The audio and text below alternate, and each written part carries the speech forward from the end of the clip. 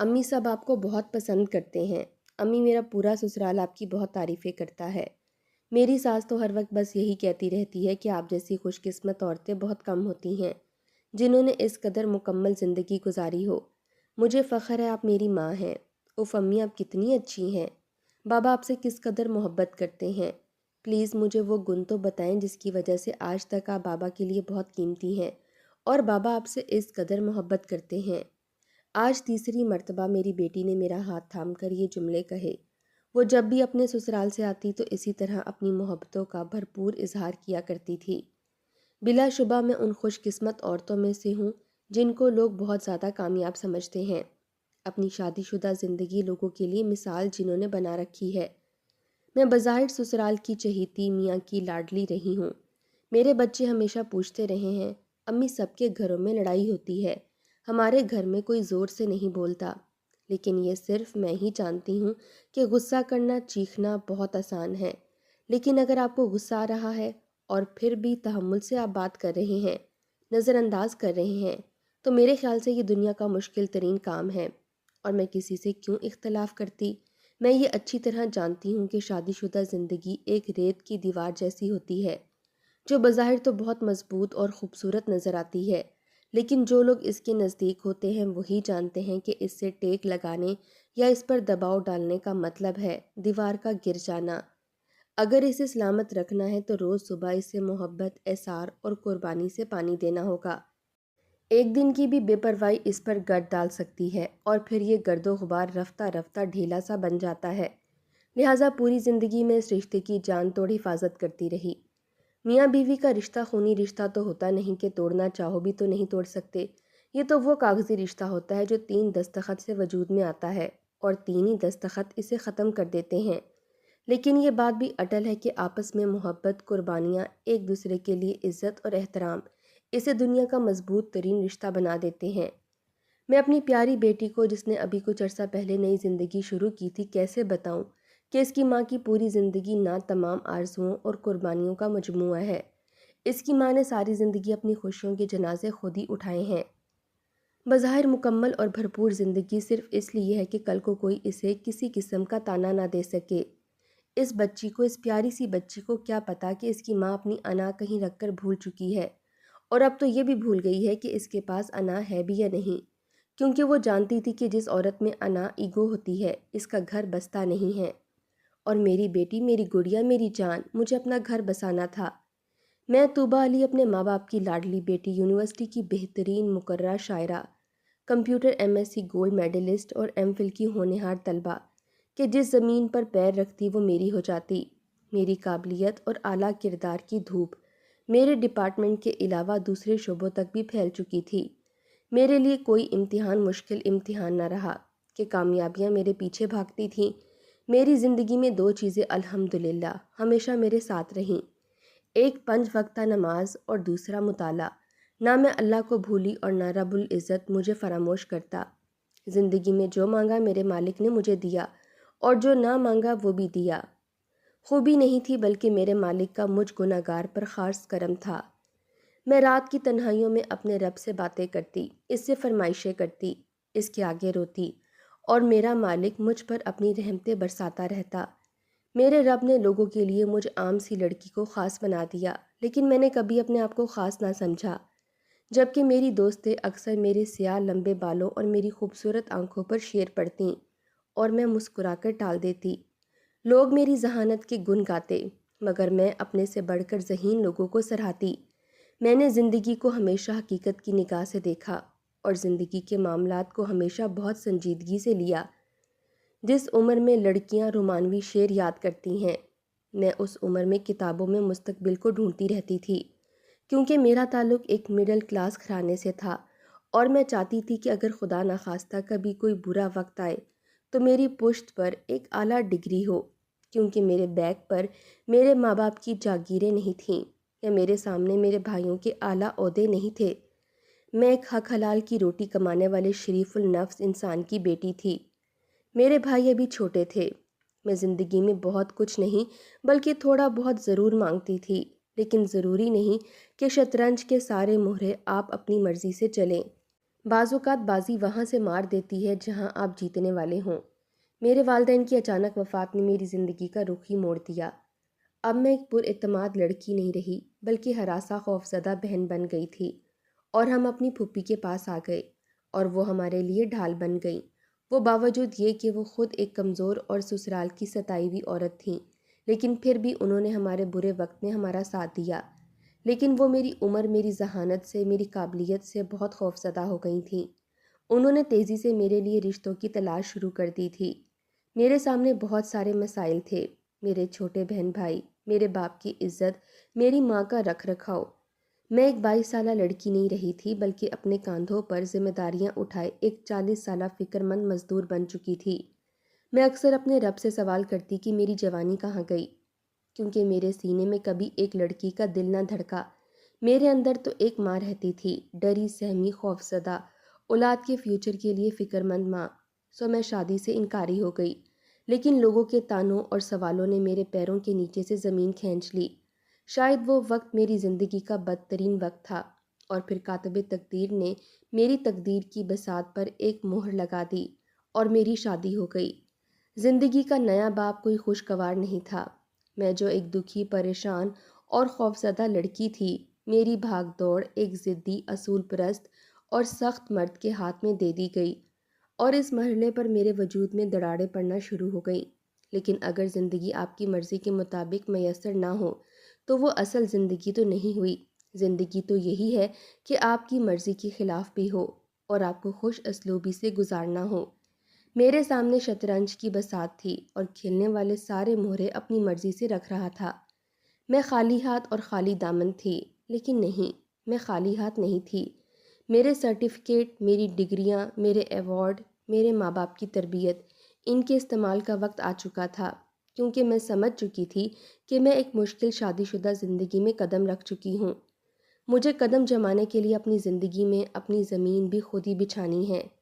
میرے سسرال کا ہر ایک فرد منجا ہوا سیاست دان تھا، اور میرے شوہر ان کے اشاروں پر ناچنے والے کٹ پتلی۔ میں نے اپنی زبان کو فی الحال الماری میں بند کر دیا تھا۔ شاید ناممکنات سے لڑنا ہی زندگی ہے۔ میری ساس نندیں میری خوبصورتی اور ذہانت سے بہت خوفزدہ تھیں، جلتی تھیں، حسد کرتی تھیں۔ میرے خلاف ایک بڑا محاذ کھل گیا۔ میری اچھائیوں کو برائیاں بنا کر پیش کیا جاتا، اور میرا سارا دن دبی دبی وضاحتیں دیتے اور معافیاں مانگتے ہی گزر جاتا۔ میرے پاس کوئی کاندھا ایسا نہیں تھا جس پر سر رکھ کر میں روتی۔ میں جانتی تھی کہ اگر مجھے زندہ رہنا ہے تو کسی کو یہ پتہ نہیں چلنا چاہیے کہ علی کی زندگی میں اور ان کے گھر والوں کی زندگی میں میری کیا اہمیت ہے۔ میری حیثیت ان کے نزدیک کچھ نہیں تھی، اور میں نے اپنی یہ ازدواجی حیثیت سب سے چھپانے کی ٹھان لی۔ اس وقت تک جب تک میرے قدموں تلے زمین نہیں آ جاتی تب تک۔ علی مجھ سے کتنا ہی خفا ہوتے، میں مسکراتی رہتی، ہر ناراضگی کو سہہ جاتی۔ میں ہنس کر ہر وار سہہ جاتی اور مزید سسرال والوں کے قریب ہونے کی کوشش کرتی۔ لوگ برا کہتے، میں اچھا کرنے کی کوشش کرتی۔ میں ان کی ہر نفرت کا جواب محبت اور سلوک سے دیتی۔ میں نندوں کے بچوں کو پڑھاتی، ساس کے لیے گرم روٹی اپنے ہاتھ سے ڈالتی، بیمار نند کے سر میں تیل کی مالش کرتی، رات رات بھر اپنے شوہر کو مناتی بہلاتی اور پھر اف کیے بغیر ان کی جھڑکیاں کھاتی رہتی۔ وہ لوگ میرے صبر اور تحمل سے گھبرا گئے اور میرے کئی نام رکھ دیے گئے۔ کوئی مجھے سیاست دان کہتا تو کوئی جادوگرنی کہتا، کیونکہ کم از کم شوہر صاحب اب پہلے کی طرح سب کے سامنے مجھے ذلیل نہیں کرتے، اور یہ جیت کی طرف میرا پہلا قدم تھا۔ اسی زمانے میں مجھے اندازہ ہوا کہ دراصل وہ لوگ اتنی جلدی علی کی شادی نہیں کرنا چاہتے تھے، اور اس حقیقت نے مجھے لرزا کے رکھ دیا۔ علی اپنے سب بہن بھائیوں میں سب سے زیادہ ہینڈسم، تعلیم یافتہ اور مالی طور پر سٹیبل تھے۔ ان کا اپنا ذاتی بزنس تھا۔ وہ لوگ حلوے کے لالچ میں ہمیشہ علی کی شادی کو ٹالتے رہے۔ علی کے پیسے کے بل بوتے پر چھوٹے بھائیوں کی بھی شادی ہو گئی، مگر بقول میری نندوں کے انہیں علی کے مزاج کی کوئی لڑکی نہ مل سکی، اور یوں ان کی عمر 38 سال ہو گئی۔ خاندان والوں کے اعتراضات اور علی کے خود کہنے پر انہوں نے لڑکیاں دیکھنا شروع کر دی تھیں۔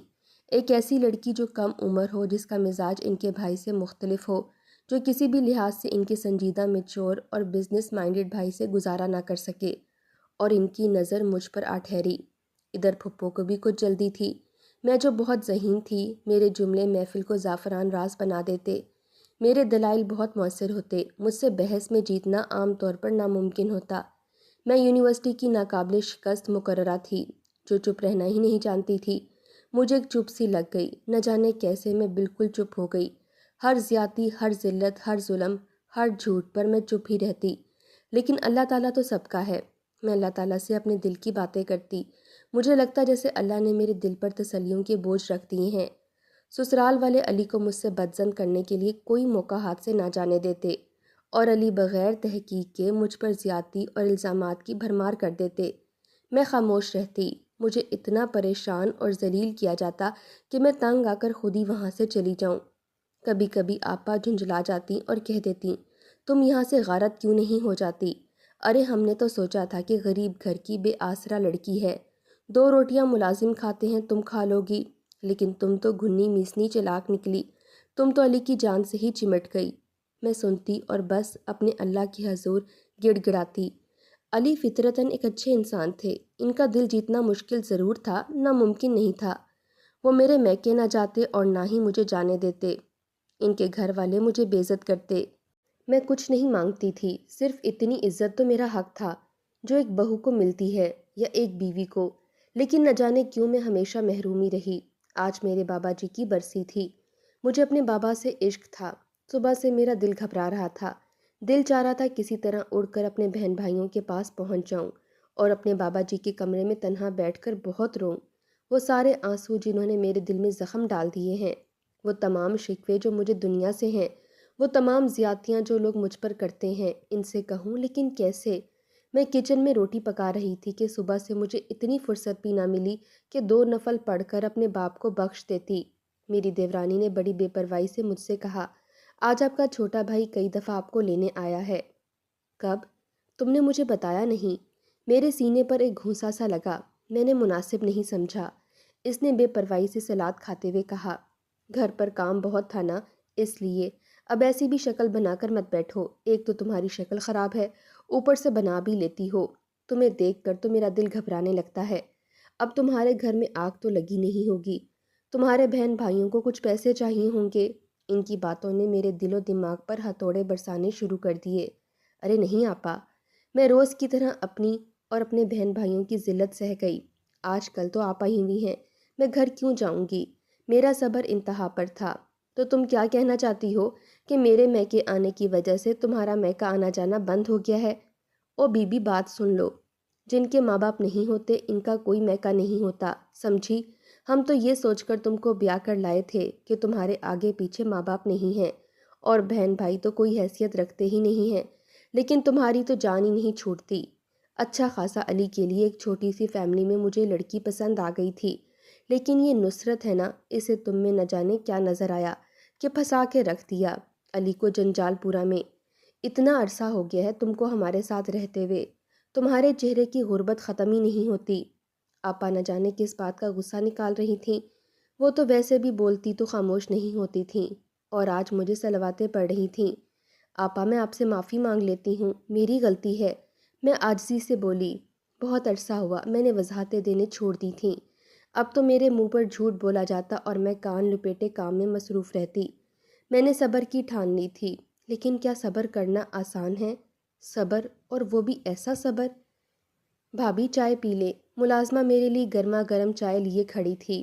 ابھی کچن سے فارغ ہو کر ٹھنڈے کمرے میں آ کر بیٹھی تھی کہ علی کو مجھ سے کوئی کام تھا کہ زارا فرشتے کی طرح محبت سے چائے لے کر آ گئی۔ نہیں، میرا دل نہیں چاہ رہا، میں نے منع کر دیا۔ کوفت سے میرا برا حال ہو رہا تھا۔ زارا میری خاطرداری چھوڑو، زارا دلہن کی آج کل طبیعت ٹھیک نہیں ہے، تم کچن دیکھو۔ آپا نے منافقت سے کہتے ہوئے زارا کو جانے کا اشارہ کیا۔ انہیں اپنے بھائی سے ایک بڑا چیک لکھوانا تھا۔ میں ان کے ان ڈراموں کی عادی تھی۔ علی کی ہمدردی اپنی اتنی اچھی بہنوں کے ساتھ کیوں نہ ہوتی کہ میں آرام سے صوفے پر پیر اونچے کر کے بیٹھی ہوئی تھی اور ان کی چھوٹی بہن کچن میں مصروف ہے۔ واہ قسمت! لیکن اللہ جانتا ہے، اللہ تو دلوں کے بھید جانتا ہے۔ اللہ تعالیٰ ہماری ساری منافقتیں، ہماری چالیں سب سمجھتا ہے۔ بندہ لاکھ اپنی چالیں چلے، جب اللہ اپنی چال چلے گا تو… میری بہنیں آپ کا کس قدر خیال رکھتی ہیں، اور آپ کے نخرے ختم ہونے میں نہیں آتے۔ رات کو جب دکھے دل اور ٹوٹتے بدن کے ساتھ میں بستر پر آ کر لیٹی، علی نے کتاب بند کرتے ہوئے میری طرف کروٹ بدل کر کہا، جی؟ میں نے ہولے سے کہا، اور کوئی میرے اندر بڑے زور سے چیخا، کیا بات ہے، جواب کیوں نہیں دے رہی آپ؟ علی کی آواز میں دبا دبا غصہ تھا، جو اس بات کی نشاندہی کر رہا تھا کہ آج کوئی نئی کہانی سنائی گئی ہے۔ کیا کہوں؟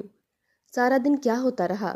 میں نے تکلیف کو دباتے ہوئے اس شخص سے کہا جو نکاح کے 3 بول پڑوا کر مجھے لے کر آیا تھا، جس سے میرا رشتہ ضرورت کا تھا، جس کی خاطر میں نے اپنے اندر ہر قسم کا سمجھوتا پیدا کیا، جس کے لیے میں اپنی خوشی، اپنی انا، اپنی خودداری کہیں رکھ کر بھول گئی تھی، جس کی ایک محبت کی نظر کے لیے میں نہ جانے کیا کیا سہتی تھی۔ میں خیالوں میں نہ جانے کہاں تک پہنچ گئی کہ علی کی آواز مجھے واپس لے آئی۔ کیا ہو رہا ہے؟ آپ یقیناً فیشن کروانے گئی ہوں گی۔ علی نے میری چمکتی ہوئی جلد پر ایک طنزیہ نظر ڈالتے ہوئے کہا۔ چلیں یہی سمجھ لیں۔ میں ہلکے سے مسکرائی۔ زندگی میں نہ جانے کیا کیا سہنا تھا، لیکن میرے اللہ، میرا بھرم، میری عزت قائم رکھنا، میرے مالک اس 4 دیواری سے باہر میری ذات کو مجروح نہ کرنا۔ کیا آپ ناراض ہو گئے ہیں؟ علی نے کروٹ بدل لی تھی تو میں نے ان کے بازو پر اپنا ہاتھ رکھتے ہوئے پوچھا، کیونکہ حسب حالات میں نے ہار مان لی تھی۔ غلطی کیے بغیر مجھ کو ماننا تھا اور مجھ کو ہی معافی مانگنی تھی۔ ہمیشہ کی طرح وہ لوگ جیت گئے تھے، چھت کے لیے، ایک سائبان کے لیے، اپنے ماں باپ کی عزت کے لیے، اس مان کے لیے جو میرے ماں باپ مجھ پر کرتے تھے۔ میں دن میں کتنی بار اپنی انا کو تار تار کرتی تھی۔ صرف میرے اور میرے اللہ کے درمیان تھا۔ ہاتھ ہٹائیں اور لائٹ آف کر دیں، بند کریں یہ ڈرامے، میں سونا چاہتا ہوں، علی نے سختی سے کہا اور میں نے لائٹ آف کر دی۔ کبھی کبھی میں سوچتی کہ ہر چیز کو ٹھوکر مار دوں اور چیخ کر کہوں، بہت ہو گیا، اب بس کریں، اللہ کے لیے اس ظلم کو ختم کریں۔ میں ایک اعلیٰ تعلیم یافتہ لڑکی ہوں، کہیں جاب کر کے عزت اور آرام سے 2 وقت کی روٹی کھا سکتی ہوں، لیکن مسئلہ روٹی تو نہیں تھا، تو کیا تھا پھر؟ کیا تعلیم کا صرف یہی استعمال ہے کہ جاب کر لو؟ کوئی میرے اندر سوال کرتا اور میں بالکل بے بس ہو جاتی۔ میں اس بات کو جانتی تھی کہ ہمارا معاشرہ مردوں کا معاشرہ ہے، ہم لاکھ دعویٰ کریں مرد اور عورت برابر ہوتے ہیں، نہیں، اس سوسائٹی میں عورت صرف عورت ہوتی ہے، اور طلاق یافتہ عورت کے لیے تو گھر کے باہر دنیا منہ کھولے اس عورت کو نگلنے کے لیے تیار ہے۔ اور وہی دوست احباب جو آج میری اچھائیوں کے دعوے دار تھے، کل مجھ سے ملنے سے کترائیں گے، میرے منہ پر تسلی دے کر میرے پیچھے میرے کردار پر کیچڑ اچھالیں گے۔ وہ مرد جو ہمیشہ نظریں نیچے کر کے مجھ سے بات کرتے ہیں، ان کی ہوس بھری نظریں میرے جسم میں پیوست رہا کریں گی۔ ہر شخص اپنی بہن اور بیوی سے چھپ کر مجھ پر کم خواب کی چادر ڈالنے کے لیے تیار ہوگا۔ میں اکیلی عورت کس کس محاذ پر اپنا دفاع کروں گی؟ ایک چادر اور 4 دیواری تو ہے، دل ہی تو دکھتا ہے، عزت نفس کچلی جاتی ہے، امیدوں، آرزوؤں اور خوشیوں کے جنازے روز اٹھاتی ہوں، گیلی پلکوں کے ساتھ سو جاتی ہوں اور دکھے دل کے ساتھ اٹھتی ہوں، ایک محبت کی نظر اور پیار بھرے جملے کے لیے ترستی ہوں۔ رات بہت اندھیری ہو گئی ہے، لیکن صبح کی امید تو ہے، ابھی میری کشتیاں جلی تو نہیں ہیں، آس اور امید باقی ہے۔ دعا کے لیے ہاتھ تو اٹھتے ہیں، مجھے یقین ہے رحمان کی رحمت ایک دن جوش میں ضرور آئے گی۔ امید قائم ہے، اور جب رات بہت گہری ہو تو صبح قریب ہوتی ہے، اور میرے لیے رات بہت اندھیری اور بہت گہری ہو گئی تھی، اور میرے مالک کی رحمت جوش میں آئی، اور ضرورت کے کسی لمحے میں میرے مالک نے میری گود میں میری پیاری بیٹی کو ڈال دیا۔ جب وہ پیدا ہوئی تو اطمینان کی ایک ٹھنڈی لہر میرے سینے میں اتر گئی کہ میری بیٹی میری دوست، میری غم گزار، میری حمایتی دنیا میں آ گئی ہے۔ میں اسے دیکھ دیکھ کر جیتی اور ہر وقت اللہ کا شکر ادا کرتی اور دل میں سوچتی، جب یہ بڑی ہوگی تو میں اسے اپنے دل اور روح کا ایک ایک زخم دکھاؤں گی اور پھر اس کے کندھے پر سر رکھ کر بہت روؤں گی۔ میں مرنے سے پہلے اپنے اسے زخم دکھاؤں گی اور کہوں گی کہ تم ہی تو میری ہو، جس کے لیے میں نے راتوں کو اٹھ اٹھ کر اللہ سے دعا کی ہے۔ وقت اور حالات کبھی ایک سے نہیں رہتے، دن کے بعد رات اور رات کے بعد دن ضرور آتا ہے، کبھی دن بڑے اور کبھی کی راتیں۔ میری ساس کا انتقال ہو گیا، چھوٹی نند شادی ہو کر کینیڈا چلی گئی، آپا میں وہ دم خم نہ رہا، بچوں کے بڑے ہونے کے بعد انا بھی کم ہو گئی، دیور دیورانی بھی اپنی الگ دنیا میں مگن ہو گئے، اور علی، میری زندگی میں جب تنہائی آئی، علی کے کان بھرنے والے چھٹ گئے اور علی کی آنکھوں پر پڑا غفلت کا پردہ ہٹ گیا، تو دنیا میں اللہ کے بعد میرا سب سے بڑا حمایتی میرا شوہر بن گیا۔ اب میں اس وسیع و عریض کوٹھی کی حکمران ہوں۔ علی مجھ سے بہت محبت کا اظہار کرتے ہیں، بلکہ عملی طور پر بھی وہ میرے لیے سایہ دار درخت ہیں۔ اللہ انہیں میرے سر پر سلامت رکھے۔ میری محبتوں اور خدمتوں اور قربانیوں نے ان کے مزاج کو یکسر بدل دیا، لیکن جو زخم لگ گئے ان سے آج بھی خون رشتہ ہے۔ جو جملے، جو تانے میرے کانوں نے سنے، ان کی بعض گشت کبھی کبھی میری نیند کو حرام کر دیتی ہے، مجھے سونے نہیں دیتی۔ لیکن آج کے اس سکھ کے لیے میں نے اپنی زندگی کے 20 سال دے دیے۔ جی ہاں، 20 سال میرے اندر نوجوان شوخ و چنچل لڑکی کی جگہ ایک ذمہ دار ماں، ایک مخلص بیوی اور ایک ہمدرد مالکن آ کر بس گئی۔ سوال یہ پیدا ہوتا ہے، میری جوانی کہاں گئی؟ میری زندگی کس نے گزاری؟ وہ زندگی جس کا ایک ایک لمحہ میں نے اپنی مرضی اور خوشی سے نہ گزارا۔ میرے مالک تو زندگی کا حساب مجھ سے لے گا۔ میری پیاری بیٹی، یہی داستان تمہاری ماں کی خوش قسمت زندگی کی ہے۔ میری پیاری بیٹی، میری جان، میری زندگی، میں تمہیں کیسے بتاؤں؟ تمہاری تربیت میں نے اپنی تمام صلاحیتیں استعمال کی، اور اللہ کا شکر ہے میں کسی بھی طرح شرمندہ نہ ہوئی۔ تم اور تمہاری تربیت میرا وہ کارنامہ ہے جس نے تمہارے ددیال میں میرا سر فخر سے بلند کر دیا۔ تم صبر، قناعت، ہمدرد اور غم گزاری میں میرا عکس ہو۔ سوچا تھا ایک دن تمہارے کندھے پر سر رکھ کر اپنے اندر جمے ہوئے سارے آنسو بہا دوں گی، بہت روں گی، مرنے سے پہلے میں رونا چاہتی ہوں۔ زندگی میں کبھی کسی نے مجھ سے یہ نہیں پوچھا کہ میں کیا چاہتی ہوں۔ ہر شخص صرف یہ بتاتا رہا کہ مجھ سے وہ کیا چاہتا ہے۔ کیا تم مجھ سے پوچھو گی؟ کیا تم رونے کے لیے مجھے اپنا کندھا دو گی؟ لیکن میں نے تو پوری زندگی اس بات کا بہت خیال رکھا کہ کسی کو مجھ سے کوئی تکلیف نہ پہنچے، سب مجھ سے خوش رہیں۔ اور تم میری بیٹی ہو، میری جان ہو، میں تمہیں اپنی سنا کر کیوں کر دکھی کروں؟ میرا بیٹا آج یونیورسٹی میں اپنی کامیابی کے جھنڈے گاڑ رہا ہے، اور میری بیٹی بہترین تربیت لے کر پی آر دے سدھار گئی ہے۔ ہاں میری جان، ہاں میں بہت خوش قسمت ہوں۔ شوہر کی من چاہی سسرال اور میکے دونوں کی طرف سے چاہے جانے والی عزت دار، سلیقہ شعار، رکھ رکھاؤ والی، اللہ نے مجھے دین اور دنیا کی ہر نعمت دی ہے۔ خوبصورت، فرما بردار، قابل اولاد، میری زندگی قابل اور بے مثال ہے، اور قابل فخر ہے۔ زندگی نے بہت نوازا ہے مجھے، میں بہت خوش قسمت ہوں۔ ہاں میں بہت خوش قسمت ہوں۔